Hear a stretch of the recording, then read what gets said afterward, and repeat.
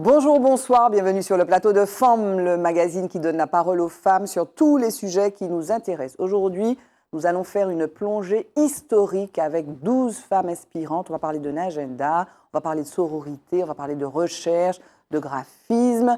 On va parler de notre pays, de notre région. Vous êtes sur Zitata, restez là. Femmes, épisode 138, c'est parti. Femmes, femmes, femmes, femmes, femmes. Femme, femme, femme, femme, femme.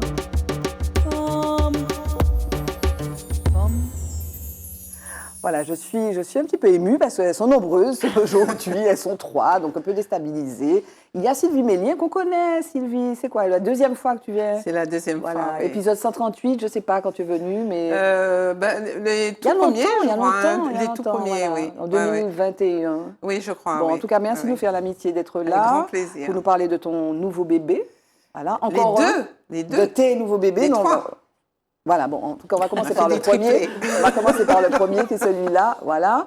Il y a avec toi donc tes compagnes d'aventure, on va dire, pour ce nouveau bébé, le premier d'entre eux en tout cas. Donc, il y a Monique Delaney. Bonsoir. Avec toi, comment ça va, Monique? Bonsoir, Barbara, très bien, merci. Ça va bien se passer, Monique. Ça va. Okay, merci d'être là, Monique. Je sais ce que ça te coûte, mais voilà, en tout cas, merci.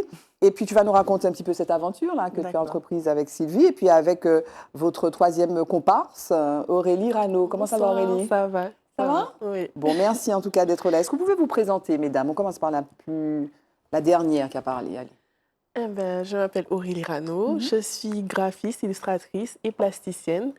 Alors, graphiste, ça veut dire quoi? Graphiste, ça veut dire que je design, je mets en page. C'est-à-dire que, par exemple, c'est pas toi qui l'as fait, c'est Monique, Non. mais tu mets en page un livre. C'est-à-dire que voilà, je réponds à une problématique d'un client et je mets en page. Voilà, ça peut être de tout, un logo. Voilà. C'est-à-dire qu'on te donne des choses, on te donne une photo, on te donne du texte. Dans le but de communiquer sur quelque chose. Voilà. Et donc, tu peux faire Internet, tu fais tout. Tout ça. Graphiste. Voilà. Et plasticienne en ce qui te concerne? Plasticienne, alors c'est-à-dire que j'ai au début commencé mon parcours de graphisme, mais j'ai eu une problématique qui m'a interrogée tout le long de ma vie, c'est-à-dire le cheveu afro-caribéen, mon cheveu. Et du coup, ça a débouché sur de l'art, des questionnements. Le cheveu? Le cheveu. Mais tu as commencé par être coiffeuse? Non, pas du tout pour autant. Mais coiffeuse de mon propre cheveu, en tout cas. Et je me suis interrogée sur la nature de ce cheveu, sur les expressions créoles péjoratives de mon cheveu. Pourquoi je ne mets pas mon cheveu? Et voilà. Mais c'est ça qui t'a emmenée à être plasticienne? C'est ça. Tu aurais pu être auteur. Tu as fait un livre sur le cheveu? Non, pas encore. Elle a fait une exposition, elle ne dit pas tout. Oui, mais bon, il y a quelque chose à faire là sur le cheveu. Et donc, ça procédait de ton exposition. Merci pour l'info que je n'avais pas. Ça procédait d'une recherche historique sur le cheveu ou bien une recherche, du ressenti? C'est ça, un ressenti personnel qui ensuite a amené une recherche historique. Pourquoi le cheveu afro est comme ça? Pourquoi on n'aimait pas nos cheveux, etc. Mais c'est marrant parce que dernièrement, j'ai rencontré Miguel Marajo, je ne sais pas, qui est plasticien et qui fait une expo. Tu l'as vu son expo? Pas encore. Voilà, Éclosion Hardy, où il est vraiment très souvent question du cheveu, quoi. Oui. La contrainte du cheveu, l'espèce de fixation qu'on peut faire sur le cheveu. Mais c'est ça, c'est un vecteur d'identité, donc je pense que ça commence par là. Qui est très fort, qui est le premier. En tout cas, tu as de très beaux cheveux et qui te vont très bien, en tout cas. Merci. Merci. Et le troisième terme de ta présentation, donc tu as dit plasticienne, graphiste, et le troisième terme, c'était quoi? Illustratrice. Ah oui, donc c'est quoi illustratrice? Illustratrice, c'est quelqu'un qui dessine, quelqu'un qui passe de ce qu'il y a dans la tête et qui dessine tout simplement. Mais c'est lié, plasticienne et illustratrice, non? Non. Je pense que les trois sont liés. Je pense que si j'ai fait les trois, c'est que les trois sont liés, mais c'est vrai que c'est trois supports différents. Et tu as fait une école? Non, je dessine depuis toujours, mais c'est vrai que j'ai pris des cours, Cermac, etc. Mais ouais. Et alors, on va donner la parole à Monique à côté, mais qui a un peu le même métier que toi, pour partie, on va dire. Puisque, Monique, je te laisse te présenter. Alors, moi, tu pourrais ne pas commencer par ça. Je ne suis pas illustratrice, ce que je regrette énormément. Oui. En fait, je suis autodidacte. Oui.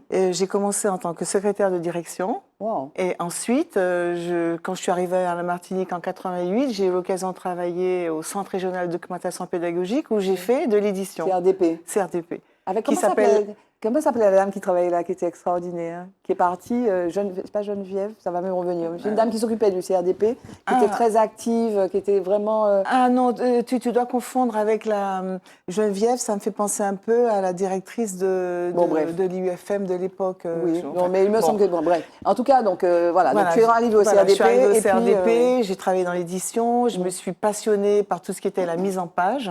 Oui. C'est des logiciels, ça, il faut se former à des logiciels. InDesign, Illustrator, Adobe, Photoshop. À l'époque, c'était pas aussi performant que maintenant. C'était Adobe à l'époque, hein, on avait des machines sur lesquelles on n'avait pas droit à l'erreur. Ah oui. On ne pouvait pas corriger, on ne pouvait pas aller en arrière. Il fallait vraiment, quand ça arrivait chez l'imprimeur, il fallait vraiment que tout le texte soit présent. Enfin bon, c'était assez casse-tête. Et je me suis un peu perfectionnée là-dedans. Voilà, je suis autodidacte, donc, comme je l'ai dit. Et maintenant, avec les logiciels que nous avons maintenant, InDesign, Photoshop pour la retouche d'image, Illustrator, dont je me sers très peu parce que c'est surtout le domaine d'Aurélie. Écoutez, je me suis formée au fil des années. Ça, ah, j'adore ça, oui, bien sûr. La preuve, puisque je continue encore aujourd'hui avec Sylvie et Aurélie. Je continue à faire de la mise en page et voilà. Et tu fais des livres. Quel support sur quel support tu travailles? Enfin, quel objet plutôt? Est-ce que ce sont des affiches? Est-ce que ce sont des... Oui, ça m'arrive de faire des affiches. Je fais de tout, des cartes de visite, des affiches, des agendas. Je fais vraiment de tout. D'accord, ok. Sylvie, est-ce que tu peux te présenter, s'il te plaît? Alors, Sylvie Mélien, je suis historienne, enseignante de métier et je suis également facilitatrice en intelligence patrimoniale. Aïcha Cheï. Les gens nous parlent de IA ou c'est IP, intelligence patrimoniale. Kezako, s'il te plaît. Alors, ça fait partie des nouveaux métiers qui sortent un peu comme UX designer. C'est des nouveaux métiers. Tu te la racontes, en fait. Ah non, pas du tout. Non, c'est un vrai diplôme que je suis allée chercher à l'université de Grenoble. Maman. Oui, il y a 2 ans maintenant. Et en fait, l'idée, c'est de permettre de travailler avec des outils qu'on appelle de co-design pour permettre aux gens de travailler en intelligence collective et de faire émerger des projets, non pas sur 6 mois, mais sur 3, 4, 6 heures. Et puis les expérimenter et les arranger et les mettre sur la place du marché. Tu as travaillé avec notamment le professeur Aimé Charles Nicolas. Oui, 36 heures Comment tu es intervenue sur ce projet-là? Alors, sur ce projet-là, j'étais responsable de la partie hackathon. C'est-à-dire que l'idée, c'était de faire travailler des personnes sur des thématiques qui sont importantes pour l'île. Puisque l'objectif, c'était de travailler pour le futur de la Martinique 2036 et de faire émerger des projets. Donc, le hackathon, c'est du travail en équipe avec des gens qui ne se connaissent pas, parce que plus les publics sont mixés et plus les projets sont intéressants. Et donc, du coup, à la suite de ce hackathon qui a duré 10 heures, est sorti 7 projets. Il y en a certains qui étaient vraiment trop volumineux pour pouvoir émerger vraiment. Et il y en a 3-4 qui ont tenu la route et qui sont en train de se mettre en place. Ils se mettent en place? Oui. OK. Tout à l'heure, donc, quand tu dis facilitatrice en intelligence patrimoniale, tu ne fais pas de design thinking? Oui, c'est ça. C'est ça, oui. Et donc, tu dessines, toi, aussi? Non, le design thinking, ce n'est pas du dessin, c'est du dessin mental. Oui, c'est du dessin, mais il y a aussi du dessin. Voilà, c'est-à-dire qu'il y a beaucoup de créativité. D'accord. Il y a beaucoup de créativité. On utilise des outils. Par exemple, pour monter un hackathon, il faut écrire un scénario. D'accord. Pour permettre aux gens, justement, de réfléchir ensemble. Mais je ne dessine pas du tout. D'accord. Le design thinking, il y a effectivement les dessins. Et alors, donc, vous êtes toutes les 3 impliquées dans cet ouvrage dont on va parler longuement, et puis on va le présenter à nos téléspectateurs et téléspectatrices. Donc, Agenda 2024 à la découverte de 12 femmes inspirantes de nos pays, Guadeloupe, Guyane, Martinique. Qui c'est qui a eu l'idée? On suppose que c'est Sylvie? Qui c'est qui a eu l'idée? Enfin, c'est une convergence. Je ne veux pas m'approprier l'idée parce que ça fait longtemps que je connais Monique. Oui. Et depuis longtemps, elle parlait d'agenda. Ah. Moi, dans mon domaine, je me disais, en regardant les agendas dans les librairies, je trouvais ça un peu triste. Quand on va à Paris, on voit 10 000 agendas bien illustrés sur des thématiques différentes, tout ça. À la Martinique, on présente juste des plages, des fleurs. Je trouvais que c'était un peu triste, alors que c'est un outil qui peut servir d'outil de communication. Alors, ceci dit, les communes, les collectivités utilisent l'agenda parfois pour faire passer des choses politiques. Oui. Ou bien des choses sur la commune, etc. Oui, voilà. Mais ce n'est pas ouvert au grand public. Non, et puis ça n'est pas un support historique, par exemple, pas nécessairement. Alors, ça dépend si ça porte sur la commune. Sur la commune, on peut effectivement avoir des historiques sur la commune. Mais il n'y a pas de... C'est récurrent. En fait, les choses qu'il y a dans ces agendas sont assez récurrentes. Le numéro utile, la police, la gendarmerie, le standard de la mairie, etc. Et là, je me suis dit que ce serait intéressant quand même de valoriser les femmes. Alors, pourquoi les femmes? Parce que dans l'histoire, on parle toujours de l'action des hommes. Beaucoup. Et on ne parle pas beaucoup de ce que les femmes ont pu faire. Or, alors, juste t'interrompre, et puis on peut l'interrompre aussi. Hein. Mais il y en a quelques-unes. Il y en a qui restent, qui sont quand même, qui commencent à être vraiment connues. On parle de Paulette Nardal, dont on parle là, de la très solitude, voilà. Mais ce sont les femmes dont on parle le plus souvent. Éventuellement, j'ai Archimède, éventuellement. Mais effectivement, il y a une diversité de femmes qui sont présentées. Ouais. Oui, alors au départ, je n'ai pas voulu bousculer trop les personnes, c'est-à-dire que l'idée, ce n'était pas de se fermer sur la Martinique, c'était de s'ouvrir sur l'environnement. Donc, 4 Martiniquaises connues pour les Martiniquais, mais pas forcément pour la Guyane ou la Guadeloupe. 4 Guyanaises connues par les Guyanais, mais pas par nous, et 4 Guadeloupéennes connues par les Guadeloupéens, mais pas par nous. Donc, ça permet, en fait, le fait de mixer comme ça, ça permet de voir que souvent, il y a une convergence dans les différents combats qu'elles ont pu mener, chacune dans leur île, alors que ça laisse entendre aussi que si on se mettait un petit peu plus ensemble, on irait beaucoup plus loin aussi. C'est cloisonné. Est-ce que, Monique, tu connaissais ces femmes? Donc, on va les dire, hein, d'accord? Les Guadeloupe, donc Marthe, Rose, dite Toto, Rosalie, dite Solitude, Archimède, Gertie, Marie, Bernadette, Pioche, Anastasie, Marie-Emmanuelle, dite Manuela Pioche. Donc, ça, c'est pour la Guadeloupe. Guyane, Claire, Véronique, Adélaïde Tablon, Eugénie Ebouetel, André Rosemont. Et Martinique, Marie Didier, Félix Jeanne-Paul, dite Paulette Nardal, Sophie Robtus, Marie-Philomène Sophie Robtus, Lumina Sophie, et Yvonne Tardon. Alors moi, je connaissais Didier. Marie Didier. Okay. J'en avais entendu parler. Et puis, forcément, Lumina Sophie. Oui. Et Paulette Nardal. Oui. Et puis peut-être de nom, enfin, les autres deux noms. Voilà, Solitude. La très Solitude. Exact. Et toi? Pareil, les grandes Solitude, Lumina Sophie, mais après... Les Martiniquaises. Voilà, les Martiniquaises et puis la Guadeloupe. Quel exagéré. Mais ça nous a permis d'en connaître encore plus. Ça nous a montré que la documentation n'existait pas. Et alors, donc vous avez échangé, donc vous avez appris des choses. Quel est, Aurélie, le personnage qui t'a le plus, au-delà de celle que tu connaissais, celle qui t'a le plus inspirée, celle qui t'a le plus surprise dans les informations que tu as pu avoir sur elle? J'ai appris vraiment Manuela Pioche, je ne la connaissais pas du tout. Alors? C'est elle qui m'a le plus touchée, on va dire. Bon, tu vas nous raconter Manuela Pioche, s'il te plaît. Tu peux nous dire qui c'est, s'il te plaît? On va laisser Sylvie se reposer, parce que généralement, elle s'attendait, tu vas aller là, ça dit, mon Dieu, d'abord, machin. Voilà. Est-ce que tu peux nous dire qui est Manuela Pioche? Alors, selon mes souvenirs, elle était journaliste. Non, mais tu peux. C'est pas grave. En tout cas, à la télé, je vois sa photo, en tout cas, devant un micro. Voilà, c'est toi qui l'as dessinée, d'ailleurs. C'est ça. C'est pour ça que je sais sa tête. Bon.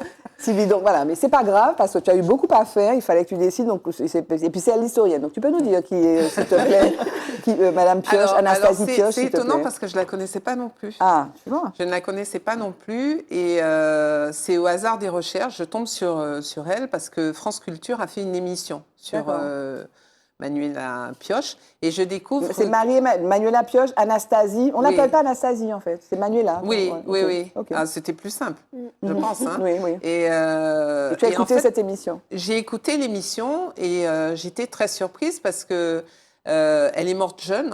Ah oui. Oui, elle est morte, elle devait avoir 39, elle ne devait pas avoir 40 ans en tout cas. Et elle buvait Aïe. et elle était battue. Ah. Et en fait, c'est cette condition de femme qu'elle avait, elle le chante. Ah. Et ce sont des chansons très actuelles Oui. et dont on pourrait se servir aujourd'hui parce qu'elle a une chanson où elle dit à la personne avec qui elle est de ne pas la battre. Ne me bats pas, on est ensemble, voilà. Et elle a une voix un peu particulière. On disait que c'était un rossignol, mais c'est vraiment ça. Et quand on l'entend chanter, c'est très entêtant en fait. Ah bon. Oui. C'est pas comme Billie Holiday, quoi, un peu. Non, mais alors, elle est morte à 38 ans, en fait. Oui, 38 ans, donc tu écris, sa fin de vie est un peu triste, elle meurt à 38 ans seule, dans le plus grand dénuement et l'indifférence générale. Oui. Alors, voici comment se présente cette page. Oui, et alors, ce qui est intéressant, c'est qu'il y a un QR code également attaché à cette page qui permettra d'écouter une chanson. Ah, voilà. Oui. Et puis alors, donc, le QR code donc, pour écouter la chanson, mais il y a aussi des audios qui racontent les histoires. Au début de l'ouvrage, il y a des audios qui un infime résumé de l'histoire de chacune des 12 femmes inspirantes. Avec des voix, qui sont des voix de dames connues. Par exemple, Manuela Pioche, c'est Lauriane Zacharie qui dit l'histoire. Miguel Rano qui... C'est sa maman. Ah. On a mis la famille. C'est bien. Et alors, donc, Aurélie, c'est toi, donc, Monique, c'est toi qui as fait la mise en page, qui a conçu effectivement la maquette de cet objet. Oui. Et toi, tu as fait les femmes. C'est ça, les portraits des femmes. Y compris de celles que tu ne connaissais pas. Y compris de celles qui n'ont pas de portrait aussi. Oui. Ah. Oui. Voilà. Lesquelles? C'est passionnant, ça c'est bien. Claire. Voilà, c'est Claire. Claire. Il y a une guyanaise aussi, Claire, Tablon. et puis Tablon qui n'avait pas de visage. Et alors, mais comment vous avez fait? Les descriptions. Voilà, les descriptions. Et puis à l'époque, comment les Guyanaises se coiffaient, comment elles étaient, enfin, les traits, on va dire, reconnaissables. On a essayé de... Donc il y a eu des recherches historiques pour aller chercher, pour aller comprendre à quoi elles pouvaient ressembler. C'est ça, et puis surtout sur le texte que Sylvie a fourni, que j'ai essayé de voir un peu où elle habitait, c'était quoi son peuple. Voilà. Ça, c'est une vraie question à poser aux historiens, ça, parce qu'on a on sent dans notre société martiniquaise et guadeloupéenne, et sans doute aussi guyanaise, ce besoin d'histoire et ce besoin d'icône, ce besoin de représentation. Donc vous répondez à cela, mais il y a des personnages qu'on ne connaît pas. Par exemple, on montre Delgrès avec une image qu'on connaît, mais il semblerait que ce ne soit pas forcément son visage. Oui. Et finalement, on peut presque inventer le visage de nos icônes historiques. Alors inventer, je n'irai pas jusque-là, puisque si, inventer. Oui. Pour certaines. Mais on s'appuie quand même sur les visages qui existaient à l'époque. Oui, c'est vrai que les pour visages essayer sont datés, en fait. de rendre le mieux possible. Voilà. Alors, on ne sait pas si elle ressemblait à ça, mais on espère qu'on n'en est pas loin. On ne le saura jamais. On ne le saura jamais. Sauf si on a une machine à remonter le temps. Elle est née, elle a vécu au XVIIIe siècle. Oui. Et on ne sait même pas sa date de naissance. Non. Qui était-elle, Claire, donc de Guyane? C'est une négresse marronne qui vivait avec une communauté de nègres marrons. Oui. En Guyane, c'était beaucoup plus facile d'être nègre marron que dans les îles. Et en fait, elle va être attrapée par les autorités. Et assez paradoxalement, son conjoint va être torturé, roué, mais elle va être tuée pour l'exemple, pour que d'autres femmes n'aient pas l'idée de partir. Elle est étranglée, puis pendue sous les yeux de ses enfants. Oui. Ok. Et donc toi, comment tu travailles pour écrire cette histoire? Alors je fais des recherches. Je vais aux archives, à la bibliothèque, dans les bibliothèques, et puis beaucoup sur le numérique, puisque les archives sont numérisées. Et puis, il y a la Fondation pour la mémoire de l'esclavage qui met aussi en avant certaines figures, et je crois qu'ils avaient mis Claire en avant. Mais sans dessin, enfin sans portrait? Non, il n'y avait pas de portrait. C'est vous qui l'avez inventé, la première obligation de Claire. Oui. J'espère que c'est la bonne, qu'elle ressemble à peu près. Mais qui c'est qui va venir te dire que c'est pas bon? C'est vrai. Elle est magnifique. Alors, on invite nos téléspectatrices et téléspectateurs à nous donner leur avis, là, sur Claire. Est-ce que vous pensez que Claire, donc c'est une négresse marronne du 18e, elle est morte en 1755. Il y a la femme de Delgrès aussi, Marguerite Toto, qui n'avait pas de visage aussi. Et donc, on vous invite à nous dire, on va faire une petite photo, on vous invite à nous dire ce que vous en pensez, parce que moi, tout ça extraordinaire. Marguerite Toto. Et puis, oui, la femme de Delgrès. Oui, je cherche. Ah, il y a la femme de Delgrès aussi. Marthe dit Toto, elle est Sainte-Lucienne. Et en fait, Delgrès va la rencontrer alors qu'il doit aider les esclaves saint-luciens c'est lors de la première abolition de l'esclavage. Et en fait, ils doivent lutter, les Noirs luttent pour que cette abolition soit effectivement appliquée. Et donc, 1794. 1794. Alors là, c'est de la supposition, donc, puisque on suppose, comme elle est Sainte-Lucienne, on suppose que Delgrès l'a rencontrée à ce moment-là. Mais elle ne va pas rester à Sainte-Lucie, elle part sur la Guadeloupe. On n'entend plus parler d'elle, et en fait, on entend à nouveau parler d'elle au moment où Bonaparte décide de rétablir l'esclavage. Là où on entend aussi parler de Delgrès, enfin encore plus qu'avant, puisqu'il exactement. Il est à Matouba. Et on suppose que ça lui rappelle ce qu'elle a déjà vécu à Sainte-Lucie, et donc elle va entrer en résistance aux côtés de Delgrès. Oui. Et elle meurt comment, tu dis? Alors, elle ne va pas mourir avec Delgrès, puisque Delgrès est obligé de quitter le fort où il demande qu'on fasse exploser le fort qui ne va pas exploser. Mais ça, c'est une autre histoire. Et donc, il rejoint Matouba. Oui. Et elle part par un autre chemin. Elle essaie de revenir vers lui, mais comme elle ne connaît pas bien et qu'il fait nuit, elle se casse la jambe. Et donc, les soldats la récupèrent, l'emmènent comme prisonnière. Elle est mal soignée.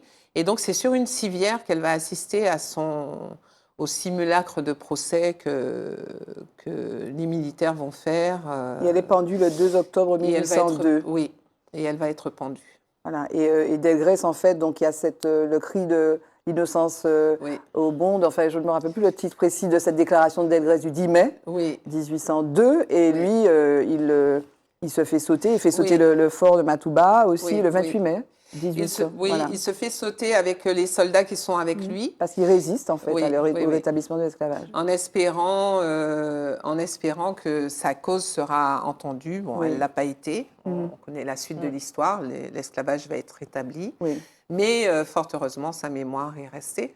Et alors, on s'arrête 2 secondes, et j'en profite d'avoir l'historienne avec nous. C'est vrai qu'on parle très peu de la première abolition de 1794. Tu connaissais cette première abolition de 1794? Non, quand tu as lu ça, peut-être, non? Oui, quand j'ai lu ça, oui, mais je l'ai su après qu'il y avait déjà une première abolition. Mais nous ne l'avons pas connue. Non. Nous ne l'avons pas connue. Nous ne l'avons pas connue. Et effectivement, Delgrès résiste au rétablissement, effectivement, en 1802.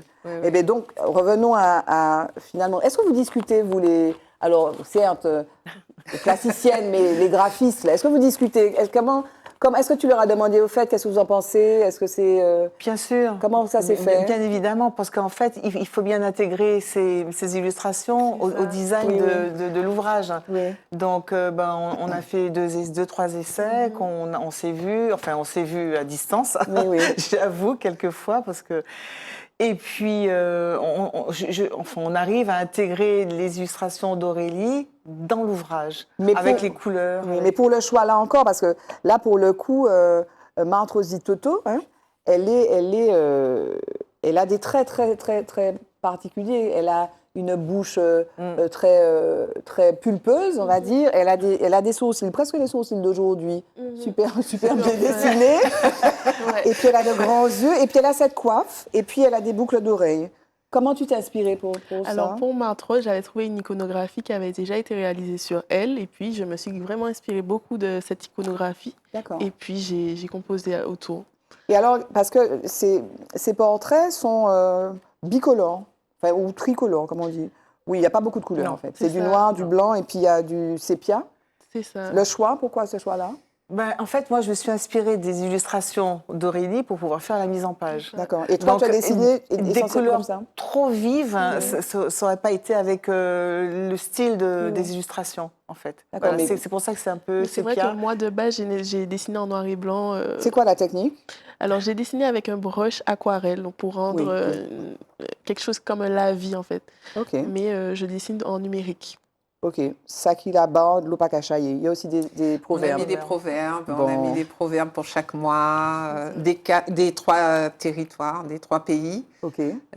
Comme ça permet de voir qu'on a presque les mêmes proverbes, en fait. Hein. On a réalisé qu'on avait des proverbes qui étaient assez semblables. assez On va proches. continuer à explorer l'agenda avant de parler de résistance et dissidence. Mais là, on fait un petit stop avec la rubrique Focus. C'est jingle.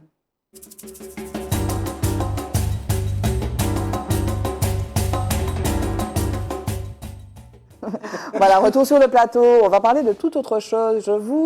Nous n'étions pas au César. Hein, vous n'étiez pas au César. Et peut-être que vous étiez tellement engagés dans la. Ouais, c'est ça, on dans a la reçu nos suite. cartons, mais Voilà. voilà, on était trop Vous avez trop de choses à faire. Il y avait la sortie de 1940-1943. Donc, il y a eu les Césars. Et donc, au César, il y a eu beaucoup de choses intéressantes, dont certaines avaient été abordées déjà ici. Donc, je veux revenir sur l'intervention de Judith Godrèche. Et puis, on va la commenter après. Depuis quelque temps, la parole se délie. L'image de nos pères idéalisés s'écorche. Le pouvoir semble presque tanguer. Serait-il possible que nous puissions regarder la vérité en face, prendre nos responsabilités, être les acteurs, les actrices d'un univers qui se remet en question? Depuis quelque temps, je parle, mais je ne vous entends pas. Ou à peine. Où êtes-vous? Dites-vous. Un chuchotement, un demi-mot. Ça serait déjà ça, dit le petit chaperon rouge. Je sais que ça fait peur, perdre des subventions, perdre des rôles, perdre son travail. Moi aussi j'ai peur. Ça fait maintenant 30 ans que le silence est mon moteur. J'imagine pourtant l'incroyable mélodie que nous pourrions composer ensemble, faite de vérité. Ça ne ferait pas mal, je vous promets. Juste une égratignure sur la carcasse de notre curieuse famille. C'est tellement rien comparé à un coup de poing dans le nez, à une enfant prise d'assaut comme une ville assiégée par un adulte tout-puissant sous le regard silencieux d'une équipe, à un réalisateur qui, tout en chuchotant, m'entraîne sur son lit sous prétexte de devoir comprendre qui je suis vraiment. C'est tellement rien comparé à 45 prises avec 2 mains dégueulasses sur mes seins de 15 ans. Voilà, donc Judith Godrèche qui met les pieds dans le plat, donc elle s'est exprimée elle était en promotion pour une série et puis finalement elle a raconté ce qui lui est arrivé. Donc elle avait cette relation quand elle avait 14 ans avec Benoît Jacot et donc elle a porté plainte contre Benoît Jacot et puis Doyon donc parce qu'elle était abusée par eux, parce qu'elle était une enfant, donc une jeune fille mineure et qui a eu une histoire effectivement avec des adultes. Et là, donc, face à cette grande famille du cinéma, donc, parce qu'elle a parlé, et comme elle dit, qu'est-ce que vous dites, quoi? Qu'est-ce que vous en pensez? Est-ce que vous avez vu, écouté ça? Et puis, qu'est-ce que vous en pensez? Moi, je pense que c'est beaucoup de courage de pouvoir le dire maintenant à notre époque, parce que les langues se délient maintenant, alors que c'était presque impossible avant. Il y a, je sais pas, il y a 30 ans, 40 ans, et les gens gardaient ça pour eux, et je trouve ça très courageux, les femmes qui se prononcent maintenant. Alors, c'est vrai qu'il y a eu l'affaire MeToo, quoi, en 2017, en octobre 2017, et donc on a l'impression qu'il y a, je ne sais pas ce que vous ressentez, mais une espèce de vague, avec plusieurs temps en réalité, parce qu'il y a eu 2017, octobre 2017, et puis là, finalement, le cinéma français qui est aussi bouleversé par ces histoires, il y a eu Depardieu et maintenant Doyon, Jacot. Donc, est-ce que c'est parti pour ne plus s'arrêter? Qu'est-ce que tu en penses, Aurélie? J'espère que ce n'est pas une mode et que là, on en parle et qu'il y aura des conséquences pour ceux qui font les actes. Je pense que c'est c'est un bon pas, mais j'attends de voir la suite, les vraies conséquences de tout ça. Qu'est-ce que ça inspire à l'historienne que tu es, Sylvie? Ah Le combat des femmes, quoi. On en parle dans cet agenda, d'ailleurs. Oui, c'est-à-dire que on parle souvent de la souffrance des hommes en général, mais c'est vrai que les femmes souffrent beaucoup au quotidien et elles ont, en plus qu'elles doivent prouver leur valeur, elles doivent prouver leurs compétences, beaucoup plus que les hommes. Elles doivent en plus subir ce genre de choses. Parce que pour gagner sa place, pour gagner un rôle, pour gagner... oui, je trouve que c'est vraiment... Et là, je la trouve vraiment courageuse. Je ne sais pas si j'aurais eu le courage de faire... Surtout que la parole de l'homme en face, de Jaco, c'est de dire, bon, même si elle avait 14 ans, elle était consentante, en fait. Ouais. C'est ça. C'est-à-dire qu'on a affaire, enfin, les femmes ont à faire la preuve 2 fois de ceci, de cela, mais en l'occurrence, en plus, à une époque où, effectivement, c'était toléré, quoi. Sauf qu'aujourd'hui, cette femme qui a pris conscience de ce qu'elle a enduré, elle n'était pas consentante. Et en face, oui, elle était consentante. C'est ça aussi. Mais peut-être qu'à cette époque-là, il fallait presque qu'elle prouve que c'était peut-être pas elle qui avait provoqué. Oui, c'est assez difficile. Ça reste encore le cas, non? Oui. Je pense que la parole des femmes est plus écoutée maintenant. Maintenant. Oui. Okay. Oui, Oui, c'est ça, à 14 ans. Est-ce qu'on peut être consentant à 14 ans? Non. 14 ans, c'est encore une enfant. On a un homme en face qui a toute sa posture d'homme et de force. Et puis qui est réalisateur aussi. Qui est réalisateur. On a une gamine en face qui est toute enthousiaste parce qu'elle va tourner dans un film, elle va faire quelque chose. Et voilà, et l'homme propose des choses pour lesquelles elle n'est pas consentante, mais comme elle a envie de faire, donc c'est pris pour un oui. Mais en réalité, la preuve, c'est qu'elle le porte comme une blessure et que ça va, toute sa vie, elle le portera comme une blessure. C'est ça qui est dur. Je peux juste rajouter quelque chose. Je rajoute qu'il faut dire à nos enfants que leur corps leur appartient. Et qu'on n'a pas le droit d'y toucher, et que quand un adulte dit à un enfant tes parents font ça aussi, ou il ne faut pas les écouter, entre parents et enfants, il ne doit pas y avoir de secret de ce style-là. J'aimerais rajouter aussi qu'on a le droit de changer d'avis. Enfin, c'est pas parce qu'on a dit oui la seconde d'avant qu'on ne peut pas dire non après. Sinon, ça s'appelle de la violence sexuelle et du viol. Quel que soit l'âge, d'ailleurs. Et surtout, s'il y a les mineurs, c'est un crime, de toutes les façons. Alors, c'est César, c'était vraiment le moment des femmes. Et donc, il y en a une qui est repartie avec plein de petites statuettes. C'est Justine Trier, donc, qui est la réalisatrice de Anatomie d'une chute. Je voudrais qu'on regarde cet extrait ensemble. Tu m'as dit que tu avais entendu tes parents, maman, t'es sortie de la maison, c'est ça? En fait, j'entendais pas vraiment les mots, j'avais que des bouts de voix, mais ça faisait... oui, mais non, si t'avais pas les mots, du coup, tu peux pas savoir si c'était une dispute ou pas. Enfin, je sais ce que j'ai entendu. So, as you know, the autopsy report is inconclusive about the cause of death. Stop. I did not kill him. That's not the point. Il parle de tromperie. I was honest about it. Mais vous l'avez pas été l'année de sa mort avec cette fille avec qui vous l'avez trompé, pourquoi? Il y a quand même quelque chose d'un peu étrange dans cette situation.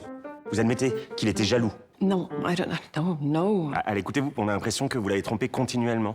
Quand il commence à se reprocher des trucs, moi je préfère m'en aller. Tu peux pas me dire qui était le plus énervé des deux? Non.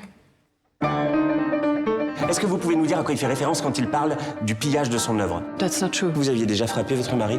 Non. Non, jamais. C'est bien ce qui s'est passé.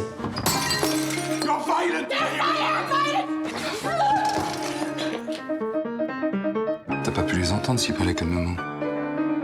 J'ai confondu. T'as confondu.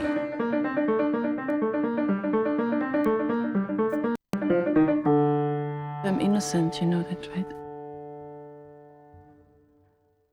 Donc, prix du César pour le meilleur film, meilleure actrice, meilleure réalisation, 6 en tout. Moi, je vous encourage à aller voir ce film. Vraiment, il y a une espèce de mécanique implacable dans une proximité, une intimité.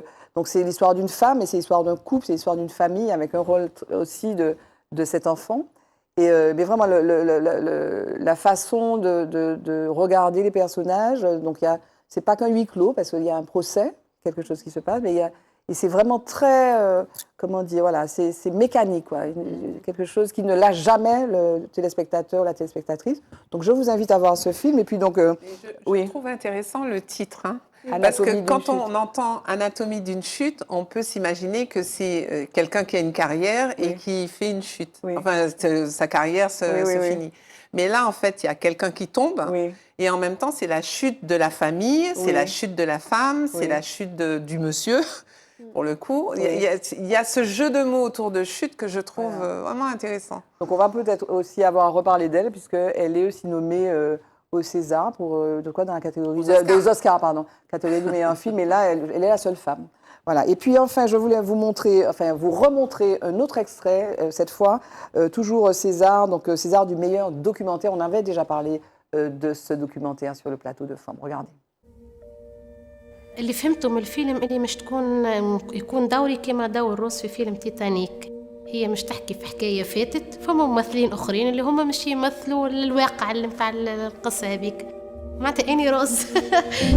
ألفة عندها 4 بنات، الزوز الصغار آية وتيسير مازالوا عايشين معاها، والزوز الكبار رحمة وغفران كليهم الذيب. وزادة باش تتعرفوا على الزوز ممثلات اللي باش يمثلوا أخواتكم الكبار.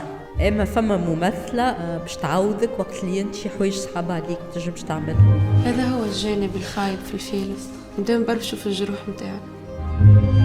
اكسيون.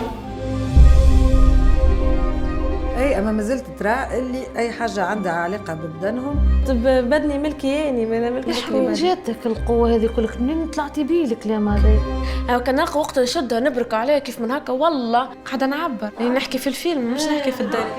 تو شنو الغلطه في هذا؟ سامحني شنو يا انت قالت لك الطفل باسني، انت ما بستش في عمرك. كان باسني وانا ناخذ الثاني وناخذ الثالث.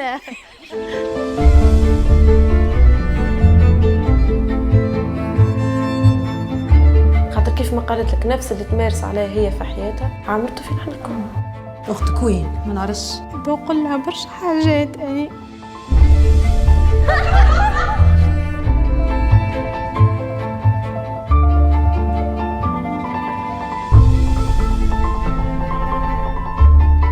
في الفيلم هذا باش نحاول نحكي حكاية بنات ألفة.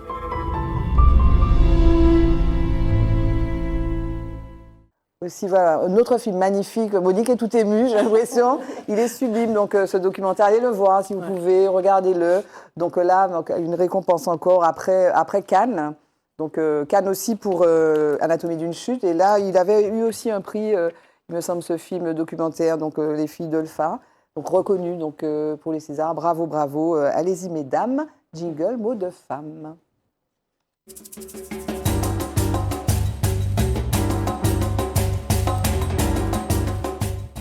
Poursuite de notre découverte à l'occasion de ce 8 mars, Journée internationale du droit des femmes, où il y a encore tant à gagner du point de vue de l'égalité. Peut-être un retour, effectivement, dans le film documentaire Les filles d'Olpha, on entend la mère de ces filles. Donc c'est vraiment l'histoire d'une espèce d'imbrication de destin, en fait, entre cette femme et puis ces 4 filles. Et ça t'a fait réagir, Monique, effectivement. Elle dit, mais le corps nous appartient. Oui. Notre corps nous appartient. Enfin, elle dit pas. Le corps est dangereux. Le corps est dangereux. Toi, tu dis le corps nous appartient, mais elle dit le corps est dangereux. Oui, elle a dit aussi à un moment, c'était sous-titré, notre corps nous appartient. C'est plutôt les jeunes qui disent ça, parce que la mère a une expérience du corps. Voilà, où le corps est dangereux, quoi. Le corps est dangereux, c'est pour ça qu'on le couvre d'ailleurs. Mais revenons à ces femmes. Et puis peut-être à la structuration de l'agenda, parce qu'on a vu avant Focus qu'il y avait des proverbes. Les QR codes. Les QR codes. Comment vous avez structuré? À quel moment vous mettez, par exemple, Géantier Archimède? Est-ce que c'était en avril non, ça aurait été trop beau. Alors voilà, comment vous avez décidé ça? Non, ça s'est fait au hasard. Oui, en fait, je crois que j'ai fait, au départ, on a fait la chronologie des femmes. Et par la suite, je crois que j'ai essayé de mitiger un peu la Guadeloupe, la Martinique et la Guyane. Voilà. Et chaque femme a son histoire en début de mois, en fait. Et alors, donc, il y a des dates à retenir en 2024. Donc, vous avez fait une espèce d'éphéméride dans l'agenda, quoi, en fait, c'est ça. donc de janvier, Nouvel An, bien sûr, et puis les journées mondiales, des journées mondiales de la paix. Par exemple, en mars, Journée internationale des droits des femmes, le 8 mars. 21, Journée internationale pour l'élimination de la discrimination raciale. Donc, vous avez vraiment essayé d'avoir une approche un petit peu, plurielle, en fait, voilà. Oui. Oui. Alors là, l'agenda, il était disponible jusqu'au mois de janvier. Et nous sommes en train de réaliser pour le mois de mars une brochure qui reprend l'histoire de l'ensemble de ces femmes et on en a rajouté 3 autres. Ah bon? Oui. On a rajouté l'histoire de nos mères et grand-mères. Ah oui. Pourquoi? Donc pourquoi? C'était quoi le Alors propos? j'ai trouvé, c'est vrai qu'on parle toujours des femmes, des grandes femmes qui ont fait des choses extraordinaires, importantes. Oui, bien sûr. Mais nos mères et grand-mères ont fait aussi des choses importantes. À notre échelle. À notre échelle. Et c'était pour montrer aussi au grand public qu'on n'a pas besoin de faire de la politique ou d'être dans des gros dossiers, qu'à son échelle, on peut aussi bousculer les choses, planter des graines, être un vecteur de culture ou de patrimoine. Et souvent, les femmes le sont. Oui, oui. Ta mère ou ta grand-mère, par exemple, qu'est-ce que tu en as dit? Moi, ce que j'ai un peu retracé un peu la vie de ma maman quand elle est née. Ensuite, elle est partie en France. Et ensuite, elle est revenue à la Martinique. Bon, on va le découvrir dans le livret.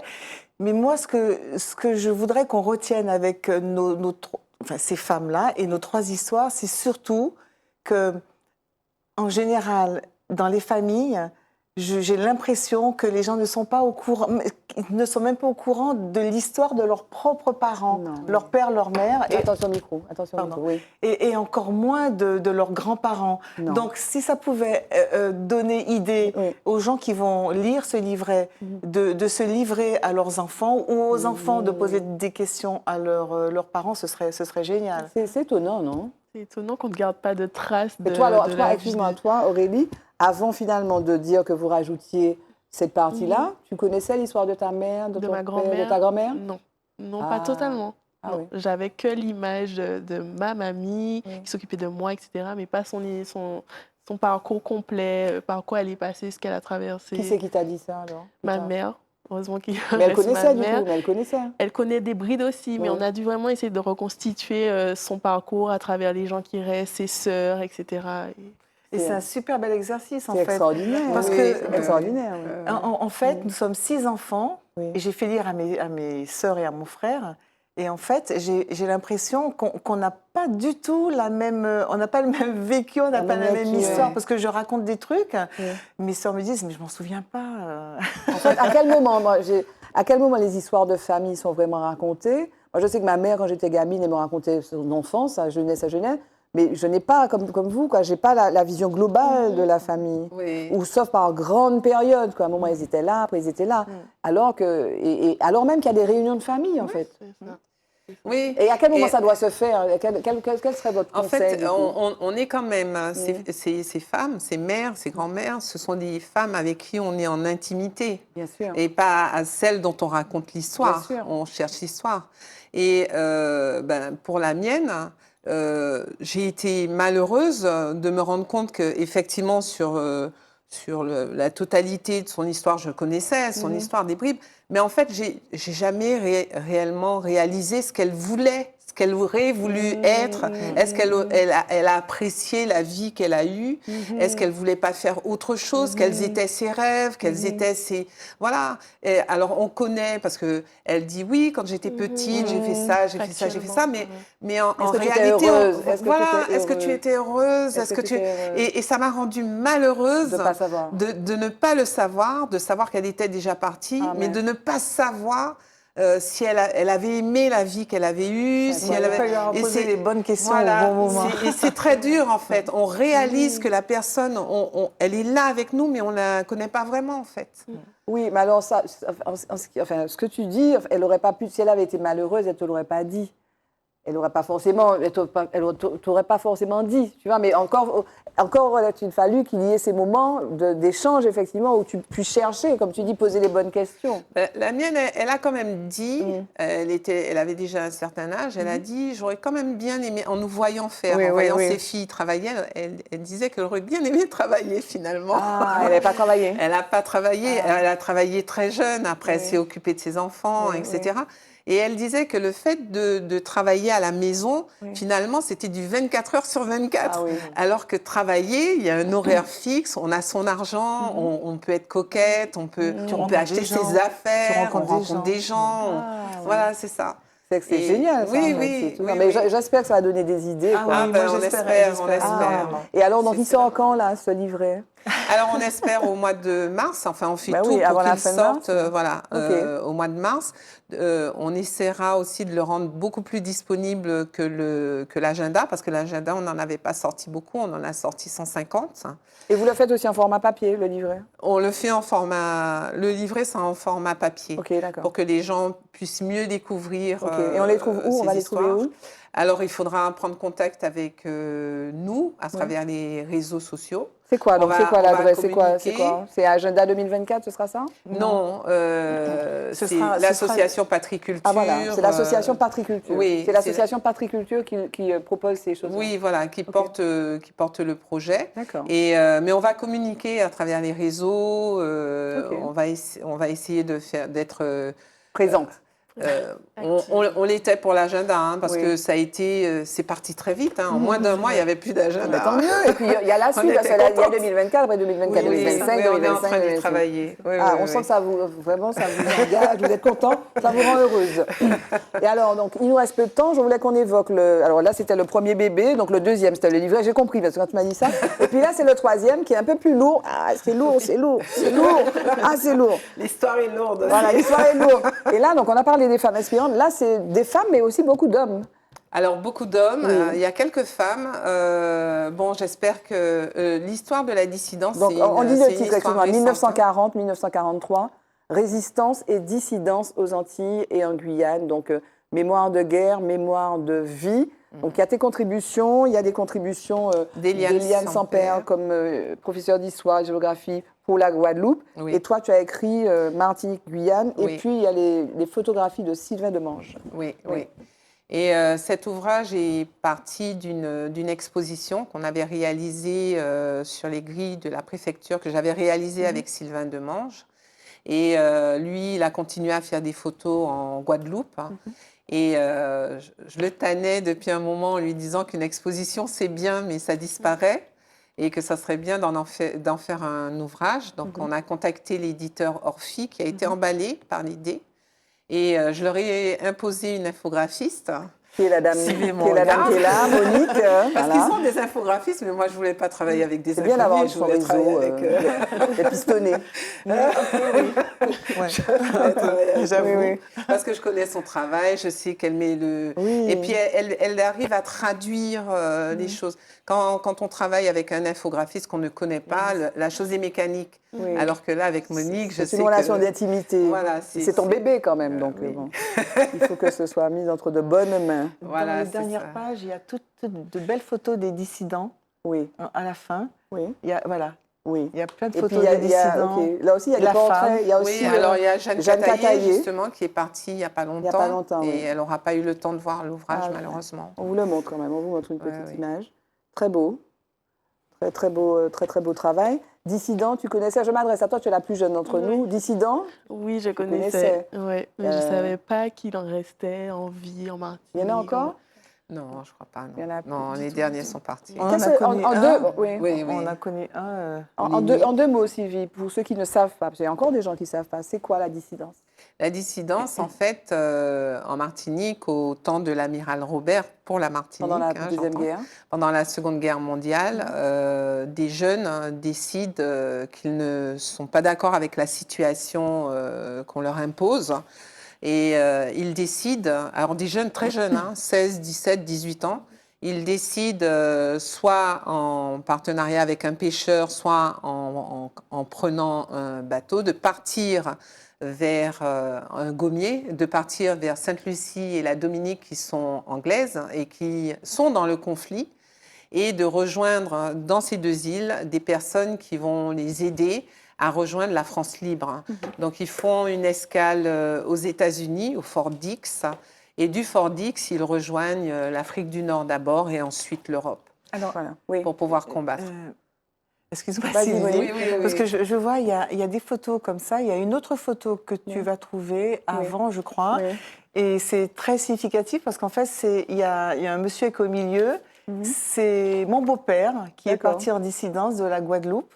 Oui. D'accord. Donc, il avait quel âge? Le monsieur qui est au milieu, c'est mon beau-père, monsieur Delaney. Il est parti à 17 ans de la Guadeloupe. Il est parti à 17 ans de la Guadeloupe pour rejoindre la Dominique. Ok. Et ce livre, donc, on le trouve aussi en librairie. Là, Fnac, Cultura, enfin toutes les librairies en fait. Orphie sont très efficaces. Super. Donc, super. Bon. Il est presque temps de conclure. Donc, petit rituel. Quel est l'homme dont on veut parler? L'homme dont tu voudrais parler, Aurélie, s'il te plaît. L'homme dont je vais parler, c'est mon papa. Je pense que c'est l'homme qui m'inspire aussi le plus. Pourquoi? Parce que c'est un monsieur qui a plein de projets et qui ne s'arrête pas avec son âge pour les entreprendre, malgré la folie de son esprit. Donc, voilà. Okay. Monique, l'homme dont tu voudrais parler? L'homme qui est le plus proche de moi, mon mari.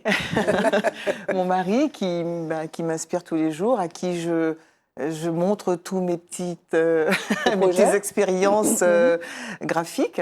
Et mon fils aussi, ma fille qui n'est pas un homme, mais je pense à elle aussi, et puis ma famille. Je ne les oublie pas. Sylvie, l'homme. J'ai le droit de tricher aussi. Pourquoi? Elle a triché ou quoi? Elle a parlé de deux hommes. Et tu dis oui, tu veux tricher. Alors, le premier, c'est mon père. Oui. Mon père qui a fait que je sois la personne où j'en suis, avec ma mère. Mon conjoint, qui nous aide beaucoup, qui supporte. Oui, les prénoms, vous dites, c'est tout est très anonyme. José. Alors, mon père, Dominique Pierre, José, et puis mon fils, William. Qui est sa fierté. Oui, William, qui est également un designer, un UX designer. Donc, on reste vraiment dans la créativité. Okay. Et moi, je ne veux pas être en reste, je veux aussi parler de mon père. Dis vite, comment il s'appelle? Maurice Jean-Noël, qui m'a beaucoup guidée dans le début de ma carrière et je l'en remercie. Tu as vu, tu ne voulais pas parler, et puis à la fin, on sait pas, c'est le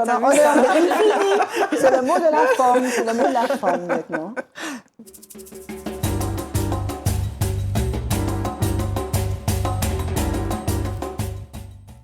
Monique va être frustrée. Elle qui disait oui, mais on va parler pendant 1 heure, comment ça va se faire? Et c'est fini. Le mot de la fin, ce serait quoi? Le mot de la forme, ce serait quoi, Monique? Eh bien, j'étais très heureuse d'être là. Merci en tout cas. Malgré tout. Merci. Très heureuse d'être là. Et puis, j'espère que je travaillerai encore longtemps avec Sylvie, Aurélie et tout ce petit monde. Voilà, et pour nous parler de notre histoire, pour revenir sur ces personnes qui nous ont précédés, qui ont fait qu'on est les gens que nous sommes. Aurélie, le mot de la forme, ce serait quoi? Très heureuse comme Monique de travailler avec des femmes aussi inspirantes. Et j'espère que derrière les écrans, il y aura des femmes inspirantes qui vont se sentir inspirées aussi. Mais vous me piquez mon slogan, là, 12 femmes inspirantes. C'est comme ça que je finis mon émission, vous allez l'entendre tout à l'heure. Je sens que je vais faire payer des droits d'auteur, là. 12 femmes inspirantes de nos pays, ça fait au moins 10 fois que vous dites le mot, là. Le mot de la forme, ce serait quoi, Sylvie? Moi, j'aurais aimé que, à travers ces outils que nous sommes en train de réaliser, que des femmes viennent à notre rencontre pour nous raconter des histoires et qu'on puisse les mettre en forme dans des ouvrages. Ce que j'aime, en fait, quand on a l'esprit créatif, c'est qu'il y a une idée qui tire une idée, qui tire une idée, qui tire une idée. Donc, le prochain agenda qu'elle va vous proposer, il y aura 365 histoires de 365 femmes inspirantes. Ça, c'est ça qui va se passer avec les podcasts, etc., Chiche. Voilà. En tout cas, merci à vous. Merci Monique, Aurélie. Merci Sylvie d'être venue sur le plateau. Vous parler de votre agenda 2024, de celui qui va venir après, du livret et puis aussi de celui sur la dissidence. Merci à vous, chers téléspectateurs et chères téléspectatrices, de nous avoir suivis et de nous être fidèles à cette émission Forme, dont c'était le 138e épisode. Il faut le faire. Merci. Donc, je vous retrouve le mardi à 21h05 sur Zitata avec des femmes tout aussi extraordinaires et inspirantes. Ah, bah, il y a de tout. Femme.